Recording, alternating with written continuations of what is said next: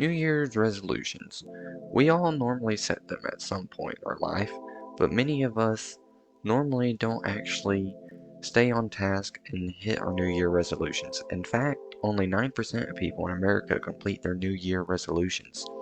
23% quit within the first week, and 43% quit by the end of January. If you are one of the few that can easily stick to your goals and complete them, then congratulations to you. However, if you are in the multitude of people that struggle or fail, then here are 8 tips that I found for you, according to science, on how to hit your New Year resolution goals. Number 1, make goals that you are excited about doing versus goals that you are excited to complete. Having fun will be your reward and will help to motivate you further with your goals. If you're not having fun and you're not enjoying it, then obviously you're not going to do it.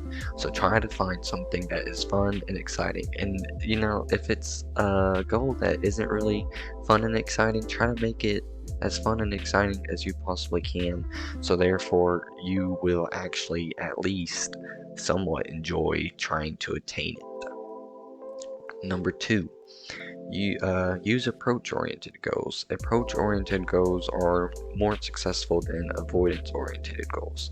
Avoidance goals are goals such as to not smoke or to not drink. I mean, how many of these have you personally used? I'm not going to drink this year. I'm not going to smoke. I'm going to avoid unhealthy foods. These goals have a negative connotation attached to them and therefore can set you up for failure. Subconsciously you know that it's negative and emits negative energy, and that can have a negative effect on you. Instead, try approach-oriented goals. For example, instead of not drinking, say that you will replace alcohol with water or another form of a healthy drink. This helps to add specificity and will make it easier to actually hit your goals and to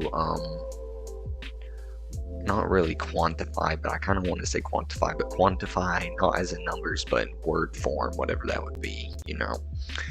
Number 3, give advice to other people. By giving advice, you often learn from your own struggle. When you start to explain to others in detail, it is easy to see your own mistakes and weaknesses. Once you realize your own mistakes and weaknesses, you can then modify your goals and plans to make sure that you hit your own personal goal. Even if you don't have a full understanding of your own goal and how you are going to approach it, it's always good to reach out to others and talk to them and even give them advice. I know that's one way that I learn is by teaching other people. By explaining it to them, I'm also explaining it to myself, and I start to realize things I've never realized before, and that can really help you when completing goals. Number 4, break down the resolution into a series of short-term goals. It is easy to lose motivation when you've yet to hit a goal that you've made to be a year-long goal. Instead, make several short-term goals. This will increase your satisfaction and motivation as you start to hit your weekly or monthly goals, and will ultimately help you reach your long-term goal. So instead of, let's say, I'm going to lose 50 pounds in a year, say I'm going to lose a pound a week, and just look at those short-term goals, and that will help to encourage you more than 50 pounds in the whole year, because you start to see your progress. You start to see that you're actually attaining your long-term goals slowly but surely by doing these short-term goals, and that will help you to actually stick to what you planned and what your goal is to hit that ultimate long-term goal. Number 5, surround yourself with others with similar goals. Having the social support, having people that understand, care, and support what you are doing will really help to hit your goals. If your goal is to eat healthier, but you're surrounding yourself with people that go out and eat fast food or eat donuts for breakfast every day, then that's going to make you want to eat fast food and donuts every day. So surround yourself with people with similar goals. It will help you to hit your goals, and you can still hang out with the people that don't have the same goals. Just be careful not to let what they do affect what you're trying to do. Also, it helps to keep you motivated because you don't want to let them down. They're doing the same thing you're doing or something similar, and they're actually achieving it. It would look bad if you aren't actually working towards it and trying and achieving. So if you don't want to let them down, you're going to keep going, and that's another way to stay motivated towards your goals. I hope that makes sense. That was a mess of an explanation. Number 6, set specific goals. Instead of simply saying I want to work out more or I want to lose weight, quantify your goals.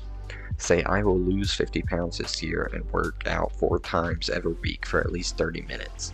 Numbers help to keep us motivated and to track our progress, which keeps us accountable.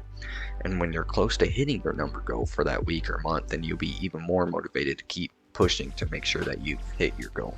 So if I say that I want to lose 2 pounds within the next week, and I've already hit the 1 pound mark, and I see that, that's going to keep me motivated to keep going to try to get that other pound, because I want to hit that 2 pounds. I've quantified it. I can see that I'm close. All I have to do is take advantage of it and try my best to get there.